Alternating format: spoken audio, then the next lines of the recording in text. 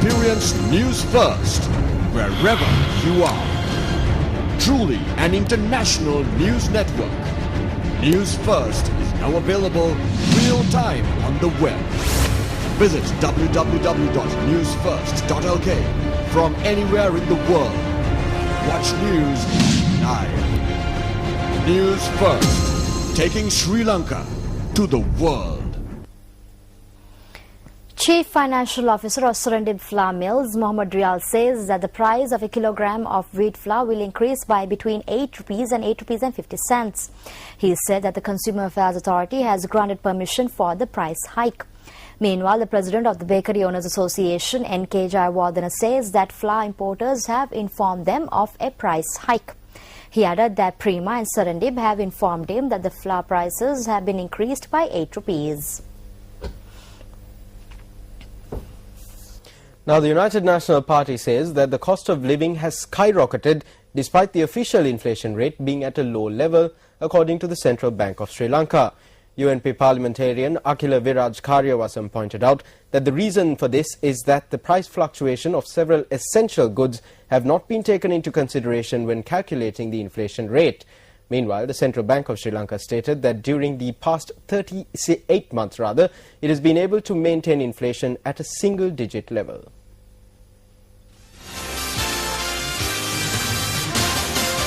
The fuel price has increased by 40% in the recent past. Furthermore, bus fares have increased by 20%. Prices of goods starting from a box of matches have continuously been increased. In such a backdrop, can we accept the central bank report which states that inflation is at 6.7%? Everything including electricity rates have been increased. We have an issue about the country's central bank and its report. We have observed that the formula to calculate the per capita income, the economic growth rate and inflation in the central bank report has changed recently. It seems the government is now engaged in a struggle to manipulate statistics.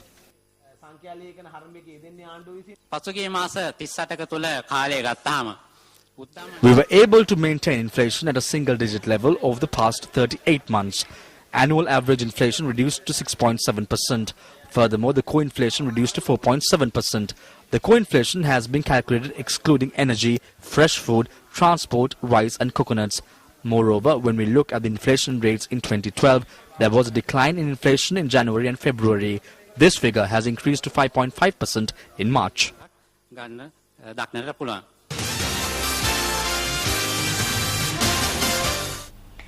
An application was filed in the Supreme Court today seeking bail for former Army Commander Sarath Fonseca. The 3-year prison sentence imposed on Fonseca by the second court-martial ended today. However, Fonseca has to serve a 3-year prison sentence handed down by the Colombo High Court in the white flag case. The Attorney General has been cited as a respondent in the bail application filed today on the white flag case verdict.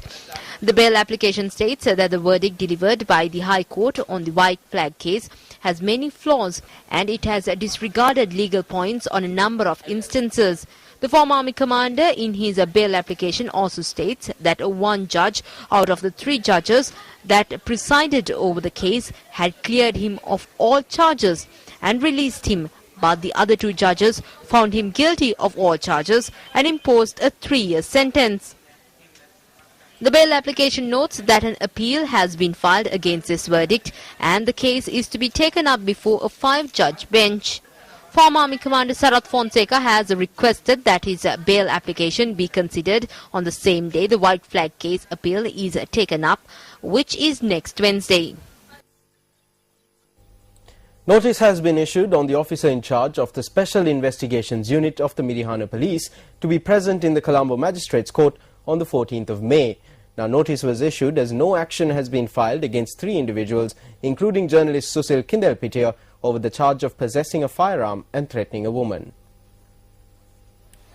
The lawyers representing Kindelpitia while filing a motion told court that his clients have been aggrieved by the failure of the police to file action over the charge. The 3 suspects, including Kindelpitia, were arrested by the Midihana police on the 2nd of April 2010 and were remanded after being produced in court. Following an order by the High Court, the suspects were granted bail after 80 days in remand custody. The Attorney General has given instructions to file a case. As the police have failed to file a case in this regard, my lawyers requested court to take some action. Thereby, the court issued notice on the OIC of the investigations unit of the Mirihana police.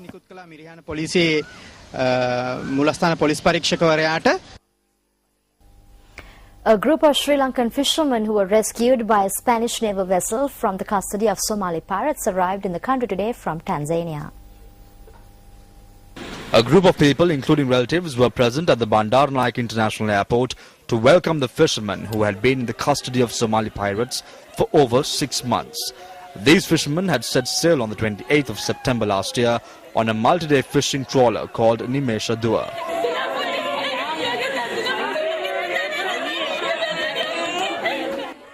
A few weeks into their journey, these fishermen were captured by Somali pirates in international waters. The fishermen were rescued by the Spanish naval vessel Infanta Elena, 50 miles off the coast of Tanzania recently. They demanded money. We said we don't have money, and that we have come to engage in fishing. They produced a gun and asked us to come. We were also kept on the beach and there were boats. They anchored our vessel close to the shore. We were kept for 6 months. We did not get clean drinking water or proper food.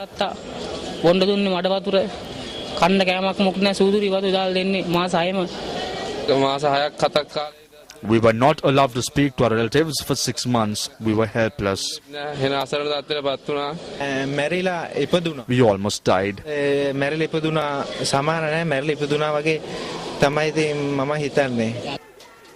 The group of fishermen were brought to Tanzania following the rescue, and they were looked after by the chief Sanganayaka of the African continent, Venerable Ilukpitiya Panyasekara Thera.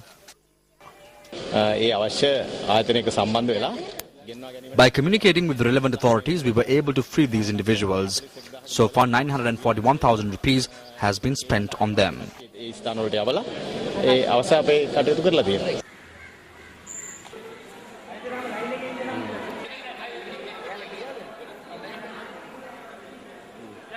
Time now to take a look at the newspaper cartoon of the day, which we selected from amongst today's English newspapers.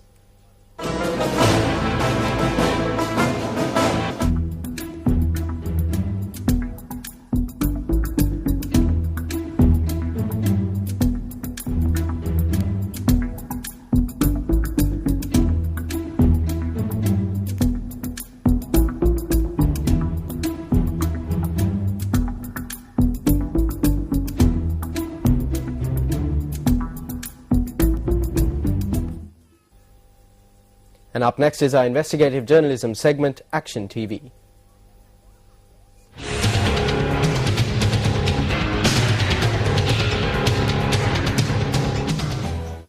The Sri Lanka Audit Services Union convened a media briefing today. The union focused on facts that came to light through the media over the past few days regarding the Auditor General's department. The union, which comprises audit superintendents, assistant and deputy auditor generals, reiterates that a need has arisen to take certain measures to safeguard the reputation of the Auditor General's department. We don't say that there are no issues in this department. There are several issues in this department, but most of them are administrative issues. Action TV reported on the 18th of March the cover-up of the investigative report compiled by the committee appointed by former Auditor General P.A. Premathilaka in the year 2007 with regard to the government audit of the Water Board. At today's media briefing, the Sri Lanka Audit Services Union revealed that the audit examiner who was in charge of the audit of the Water Board, whose name has been mentioned in the report, has clearly committed a fault. There are many more officials of this nature in our department, and we are of the view that disciplinary inquiries against such individuals should be carried out without delay.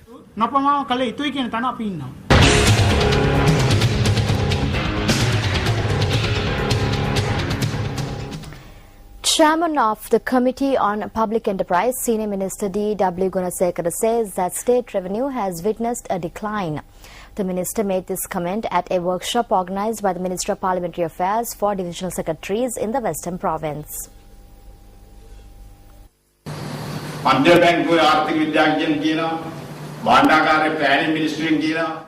Economists at the Central Bank and the Ministry of Planning are saying that our per capita income has increased and has recorded a figure of $2,800. They also say that our GDP has also seen an increase as it stands at 8%. Last year it was 8% and in 2006 it was 6%. However, this is not visible when we look around. Looking at the state revenue, we speak of development. If there is such development, we should be able to clearly see it. State revenue has seen a decline. The government can obtain loans to pay salaries and for development projects. But how can recurrent expenditure be covered? It should be covered with state revenue. But state revenue is not increasing. The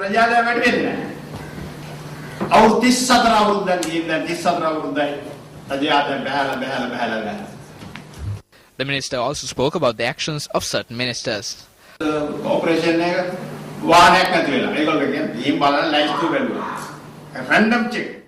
A vehicle belonging to a corporation was missing.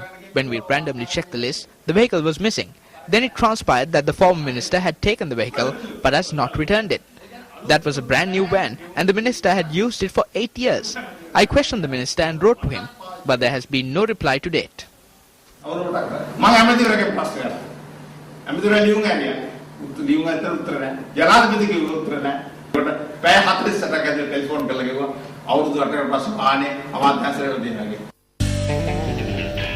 evening, you're with Sports First with Ms. Swan Fernando.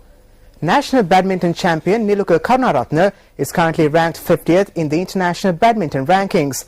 Speaking to Sports First, Karunaratne stated that he has surpassed the Olympic qualification level and has a good chance of competing at the London Games. 10-time national champion Niluka Karunaratne was placed 48th in the international badminton rankings last week. පරිසදන මට්ටම අවසන් වෙන තව දවස් 4ක් පමණ තියෙනවා. ඉතින් ඒ දවස් 4න් පස්සේ අප්‍රේල් 20 පස්සේ There are another 4 days for the Olympic qualifications to end. After the 30th of this month, the World Badminton Federation will announce the names of the shuttlers who have qualified for this year's Olympics. I have surpassed the qualification level and I believe that I have a great chance. After the 30th of this month, I have around 3 months to train for the Olympics. ඉතින් ඒ අනුව මට තව මේ මාසය 30 වෙනිදාන් පසුව මාස 3ක පමණ කාලයක් තියෙනවා පුහුණු වීම කරලා තරඟාවලියට සූදානම් වීමට. The Olympic berth for the badminton event will be given to only the best 38 shuttlers in the world. Captain of the Sri Lanka rugby team, Yoshita Rajapaksa, stated that the Sri Lankan team did their best at the recently concluded Asian Five Nations Division 1 rugby tournament. He expressed this view at a media briefing in Colombo today. Actually, if you get this national team, we had 2 school players who started the first team, Rehan and Sandun here. So from that, you see that a lot of young players are coming up. With the team that we went to Philippines, we did a great job and they gave 100%. We played from the heart because this time there were no individual players. There's only one bunch. So even last few years we had a lot of problems within the team. This time we had problems only outside of the team. So that's why we went forward. Journalists raised questions with regard to Sri Lanka's defeat to the Philippines, who are ranked lower in the international rugby rankings.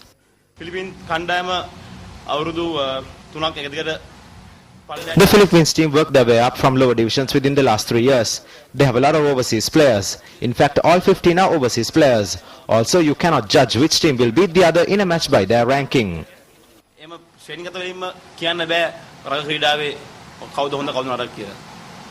I feel that the squad developed immensely over the 4 weeks, 5 weeks that we were together.